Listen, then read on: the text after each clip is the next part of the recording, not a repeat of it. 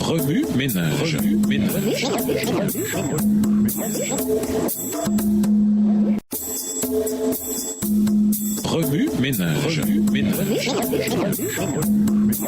Bienvenue dans votre émission Remue-ménage. Loi à leçon de dimanche, intériorisée. En vertu de quel droit? Daniel se présenta devant le roi Nabuchodonosor pour expliquer un rêve mystérieux que ce dernier avait fait. Daniel 4, les versets 4 à 8. Pourquoi ce rêve? Parce que Dieu voulait que le roi sache que le Dieu très haut est le maître de toute royauté humaine. Il la donne à qui il veut. Daniel 4, les versets 17, 25 et 32. Nabuchodonosor avait déjà eu une rencontre ultérieure avec la puissance souveraine de Dieu dans l'épisode de la fournaise ardente. Daniel 3, les versets 24 à 28. Dans une expression de louange à Dieu, Daniel avait dit, dans l'épisode du songe dont le roi ne se souvenait plus, Dieu renverse les rois ou les établit. Daniel 2, verset 21. Qu'est-ce qui donne à Dieu le droit d'interférer avec les plans des dirigeants terrestres, d'introniser ces derniers ou de les déposer? La Bible ne laisse aucun doute sur ce point. Avant la destruction de Jérusalem par le roi Nabuchodonosor en 586 avant Jésus-Christ, Dieu avait envoyé à Juda et aux nations environnantes un avertissement musclé par l'entremise du prophète Jérémie. Le prologue de cet avertissement déclare en partie « J'ai montré ma force et mon savoir-faire en créant la terre, ainsi que les hommes et les bêtes qui y vivent. Et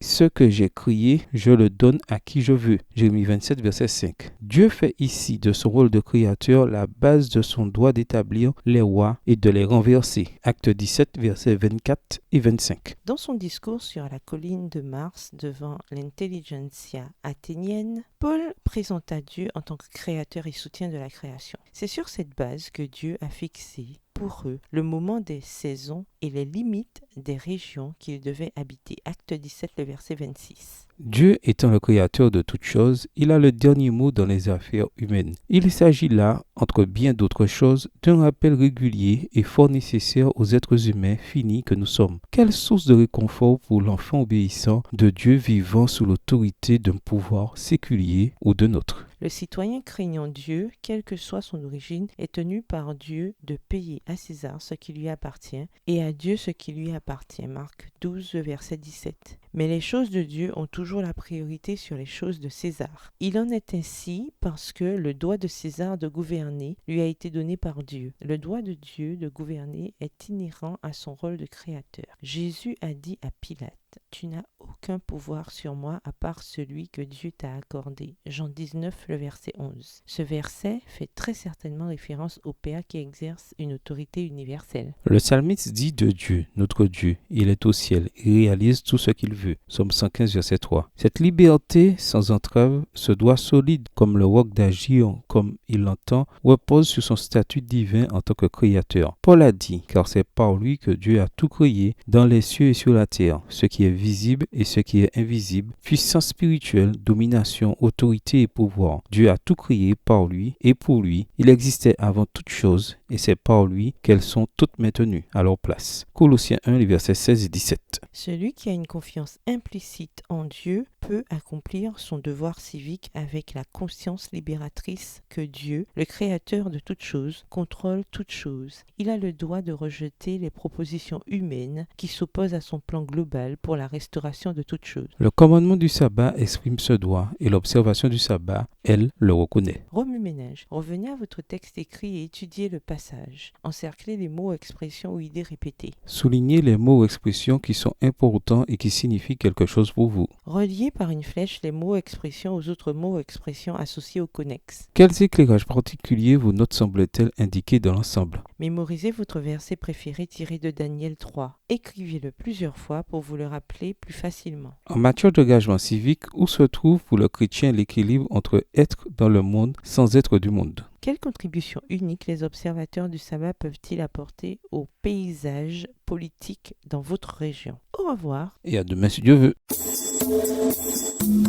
Remue ménage.